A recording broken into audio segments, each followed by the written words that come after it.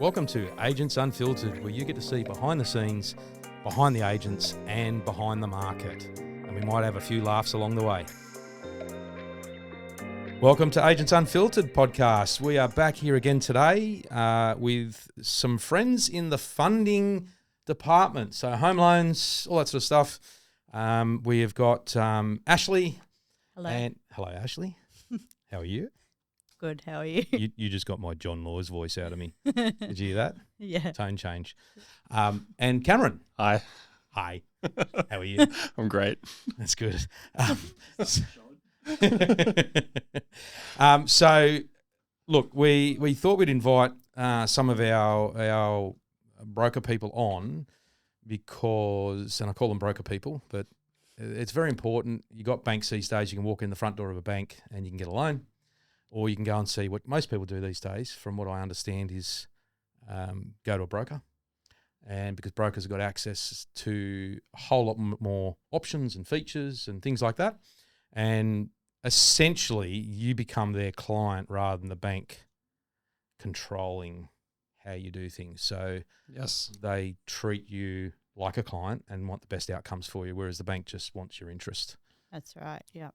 Would you agree with that, guys? Yeah. Yes. Yeah, that's yes. it. So you guys searching for solutions for people's lifestyles and what they're trying to achieve rather than a bank just looking for a home loan.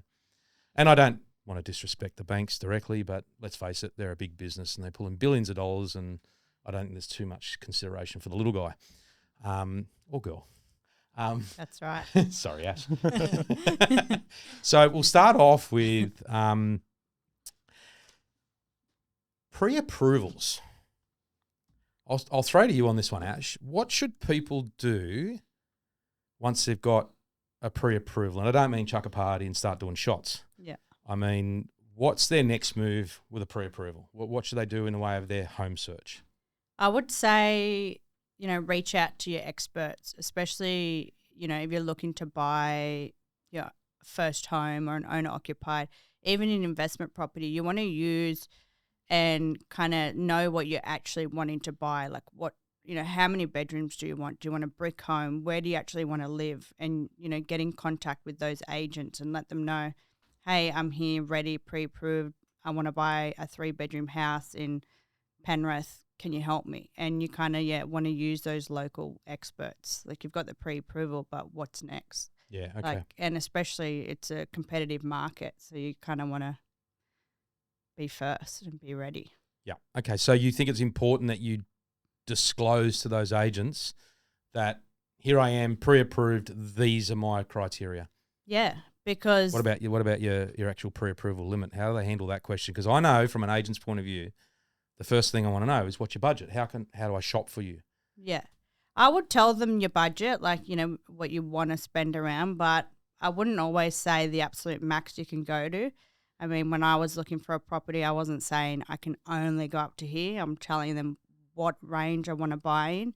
But yeah, I'm not telling you my max, because Is that because you have like not you? I mean, when I say you, I mean the actual general public. What do you think their perception is of real estate agents? well, Are they highly trusted like nurses? no, like you Right, think thank you. that if Appreciate I'm that. yeah, It's true. It's it is totally yeah. true. And from I guess before working closely with agents, I thought this, and I know a lot of clients as well. If I'm telling an agent, I can go up to 1.2, they're going to try and do everything they can for me to go up to 1.2 because they know I can, but I may think I only want to pay 1.15 on this property. So, you got to keep a bit of secrets to yourself. Do you reckon that with agents, because you're the reason I'm intrigued with this, and I'll get to you in a minute, Cam, but the reason I'm intrigued with this is because you're not an agent. Yeah. Right. You are, but an agent of finance, not an agent of property. And as far as that trust level goes, as a broker, you'd be giving advice to your client that literally, how do I word it? Literally protects them from that low trust of an agent.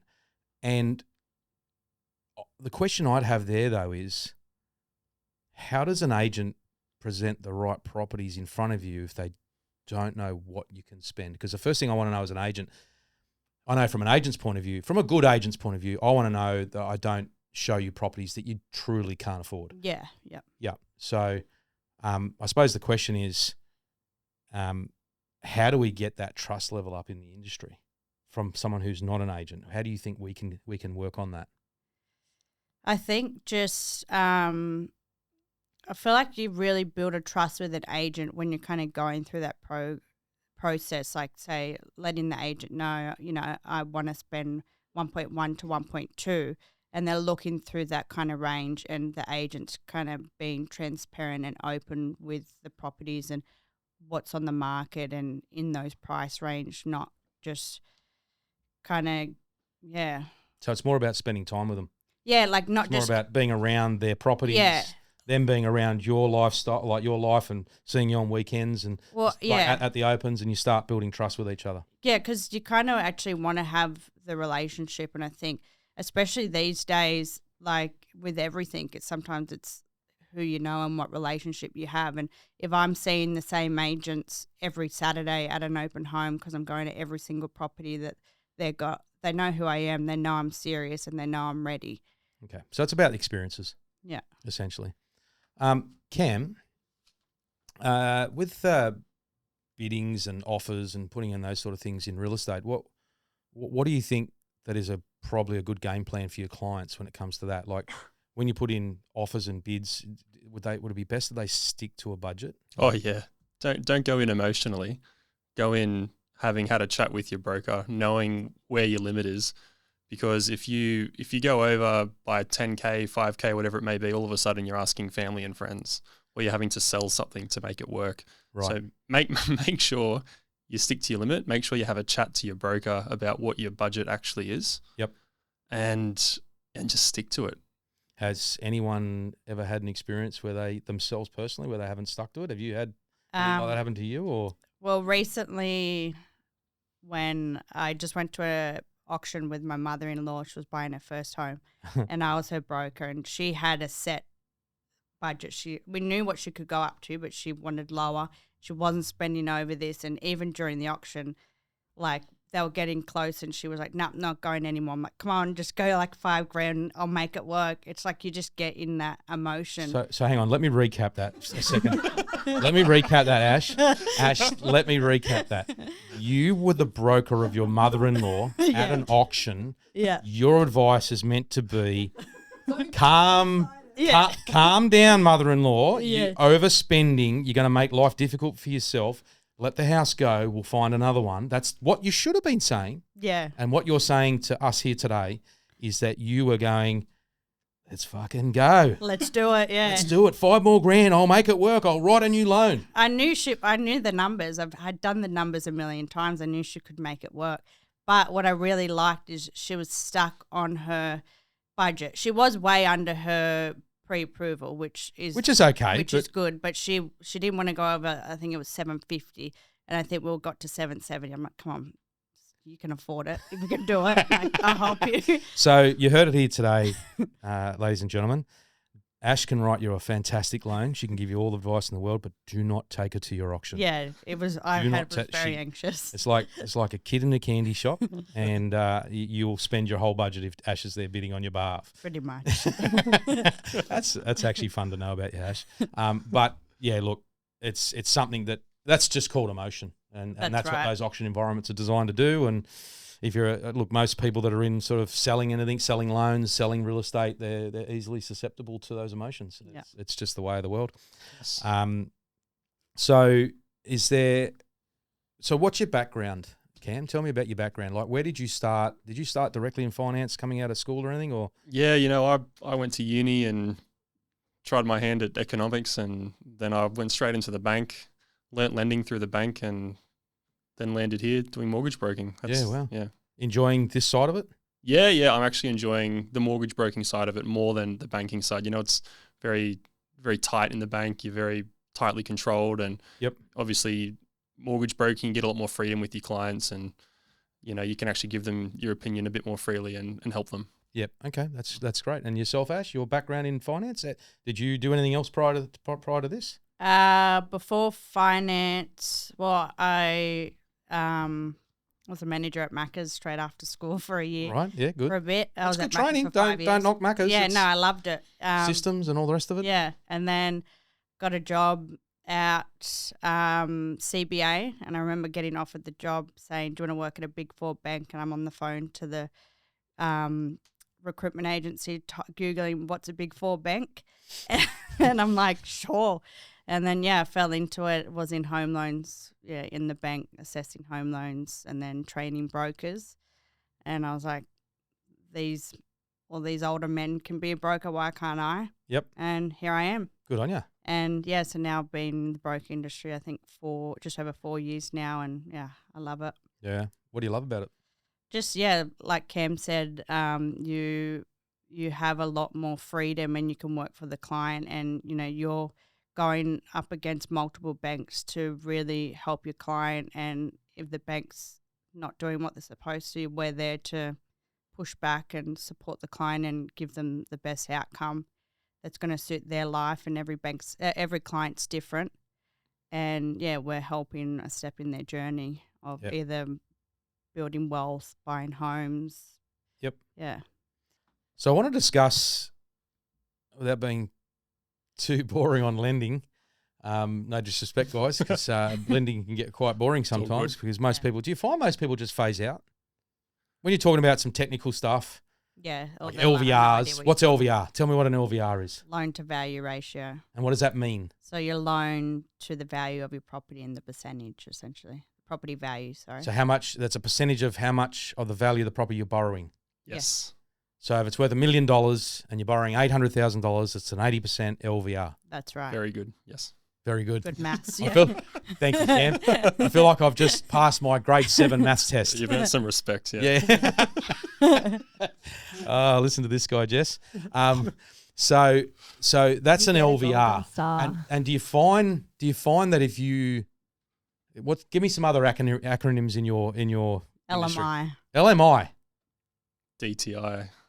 What's LMI? No, we're not trying to seduce you. Yeah. What's LMI? Lender's mortgage insurance. So when your LVR is over 80% normally, you have to pay what is called LMI, lender's mortgage insurance. So my LVR can trigger LMI. That's right. Which can trigger me needing a coffee break because I don't understand all this shit. And a high DTI, yes. Correct. What's a DTI? Debt to income ratio. Okay, debt to income ratio. So these terms that are used in the industry, do you see people go cross-eyed in front of you? Yes, many. Yeah. So what do you have to do as a broker so they understand what they're getting into? Do you continue to use, Cam, do you continue to use those phrases? Look, or do you have to sit there and explain these things? It's our job to know the phrases. We try to simplify it and not use those terms when somebody's sitting in front of us. At the end of the day, somebody's got a goal, purchase a home, refinance, whatever it might be. They don't need to know these acronyms. They just need to know how to get from A to B, and it's our job to get them there. But you've also got to be careful not to use them. Yes. Because you're used to conversing that way when you're talking to the bank and talking to all the people that are involved. Yeah. So have you ever had that experience where you've had to bring yourself back a little bit?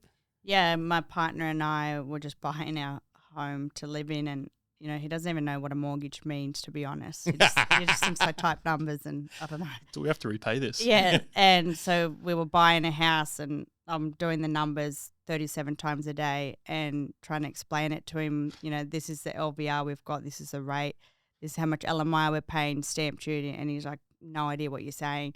And it took me a good week and I'm like, oh yeah, I forgot you're not a broker. So I really had to strip it back and sit down and be like, this is LVR, this is LMI, and really strip it back. And and then. Did that help you as a broker? Because have you ever caught yourself since sort of being a little bit like that in front of a client? Yeah, it reminded me to really just remember to strip it back. And sometimes you think, oh, they're not going to care about this or they already know, but a lot of the time they don't know, and they're coming to you because you're the expert. So really learning to strip it back and go back to basics. And they may know it, but a lot of the time they don't know the basics, and you need to sit down and explain, your LVR can change the rate you get or the product and things like that, and kind of really, strip it back. So talk to me about then, that leads me into something else. We've got lenders now starting to look at what is this 30% reduction that everyone, like this is going to really confuse people out in the marketplace. Yeah. What is this 30% reduction? Does anyone know what this is? So, with the recent changes to negative gearing, with the budget, so essentially lenders are stripping back and not allowing you to apply negative gearing for a new purchase on established homes. So essentially, if you're not accounting for the negative gearing in your borrowing capacity for a new purchase, your borrowing capacity reduces by 30%. Hang on, so let me get my head around this because this is new to me as well. And I've been doing this 26 years, but I haven't seen a budget like this. So now we've got to think, right? Because this budget's, even though it is what it is and we've got to work within it, it's pulling the carpet out from a lot of people. So literally, if I could borrow $1 million for a property, I can now only borrow $700,000 because the component that I would have done a tax deduction on in my negative gearing, now that can't be classed as income. Yes. Pretty much, yeah. It's like extra income. That return from the government on negative gearing is not going in my pocket anymore. Therefore, I don't have enough to spend on the mortgage. So therefore, they're going to assess me at a lower rate. So I can now only borrow $700,000. Yeah. They'll assess you with less income. Yeah. Yeah. That's right. And it becomes, it's funny, like if you look at a property, like imagine a property earns you $30,000 of rent a year, but it costs you $50,000 in loans, property management fees. So there's $20,000 there that it's costing you, but was previously tax deductible. So, if your tax rate is 30%, then you might get $6,000 that you can add on to your borrowing capacity. They've now stripped that back. Right. So they don't take the $6,000 extra from the negative gearing into consideration as usable cash on your expenses on the property. Yes. So now that obviously lowers it's confusing, isn't it? It's very confusing. Yeah. Like the poor public trying to buy a home, like they must just go cross-eyed like your partner did. Yeah. On what to do. And that's where you guys come in, right? Yeah, that's why, because, only a few lenders now have announced that they've changed it, but we've still got, 50 other second and first tier lenders that, haven't made changes, either waiting for the budget to actually be, waiting for the changes to actually be changed. Yeah. Or, there is investor-friendly lenders that already assessed you on a lower assessment rate. So there's still plenty of opportunities with for sure some first tier lenders and second tier lenders where this is not being applied. I mean, I'm sure some banks will follow suit depending on how many mortgages they're getting coming in. But if they're getting more mortgages on ones that this doesn't apply to, then they'll just keep it the way it was. If they're getting more mortgages for existing stock, they'll probably start changing their attitude. Yeah. That's right. You poor, how do you just your industry sucks. Yeah, it's changing almost weekly. Yeah, they've pulled the rug from underneath us. Yeah. I mean, we have to deal with this as real estate agents because the people are coming at us and their situation's changed. But you've got to manage all this. Like, how do you just... Yeah, the worst part is... You just flop on your bed at night and just go... you just don't switch off. Yeah? Yeah. Your brain's going all night? Yeah. Thinking of lender options. Well, that's where your partner's meant to come in and he's meant to take you out for dinner and help you relax. Exactly. Ethan, if you're listening. His job's not to understand what you know. His job's to make sure you're okay. To give me the wine, yeah. Well, I saw some people earlier doing some shots. Maybe we should do some shots in here. Oh, God. I wonder who that was. Yeah. Yeah. So, look, I really appreciate you guys coming on. Before we go, what I didn't ask you is, if you weren't in finance, what do you think you'd be doing? Go, Cam, you go first. You look like you got something to say. If I wasn't in finance, what would I be doing? You know what? I think I've heard people say before, if you just won the lottery tomorrow, won 300 million, and you could just sit back on the lounge and think, I'm bored, what should I be doing now? Yep. What would you do? And I think the answer for me is something in sport. I would just, I don't know. I mean, I do a bit of squash coaching. I used to do swimming. Yep. Maybe something there. I've heard that you're a very good swimmer. Used to be. These days, a bit more like a rock in the pool, but... Oh, mate, you almost say me in a pool. I can actually show you a video of me in a pool. We did a promotion with me in a video in a pool. Yeah? Yeah, it's not pretty. No, it's not pretty. Yeah. Like I've been to Bondi a couple of times, and every time when I lie down near the water's edge, people actually put those wet towels over me and start spraying me down. And then they're trying to roll me back in. It's like, See you on Bondi no. Rescue. Sorry? On Bondi Rescue. Yeah, multiple times. Yeah. You look black and you just see the blue and red lights. Yeah. What are you laughing at, Jess? You picturing me as the whale on the beach? I just love Ash's dry humour. She makes me laugh. Yeah, I all know. the time. Bondi Rescue. Thank you. And yourself, what would you be doing, Ash? Well, when I was at school and just finished school, I did my Cert 3 in childcare and worked in childcare a bit. Yep. And absolutely hated it. So, yeah, I did want to do that, and thank God I didn't. Yeah. So Yeah. childcare just like didn't Not put for you off me. having kids or anything, did it? Well, it's definitely delayed it, that's for sure. I think there are a lot of mums out there who probably sympathise with you, Jess. Yeah. It's they can be a punish at times, and I think there's a lot of ladies in the workforce that have to manage kids, and I don't know how they do it. Yeah. I just don't. I watch some of our staff, and they've got kids, and they're full-time workers, and the cost of living just doesn't allow them the extra time to do what they want to do. But it's amazing how much of a punish kids can be. It actually drives them to work. It's like I think Jess might be one of them where she literally says, "Don't take my job away from me," because At times, yes, it's true. I know you love your kids, Jess, and you love your family, Very, very much. but you also love the distance from them when you go to I work. do like the break. Yes. Good stuff. So childcare if you anybody out there, if you're thinking about having kids and you're not sure, go and work in childcare, then you'll know for sure. That's one way right. or the other. Yeah, good stuff. All right. Well, thanks for coming on and joining the podcast. Really appreciate your insights, and we'll see if we can get you back on at some stage. Yep. Thanks, Thank Dan. you Thank very you. much. Bye.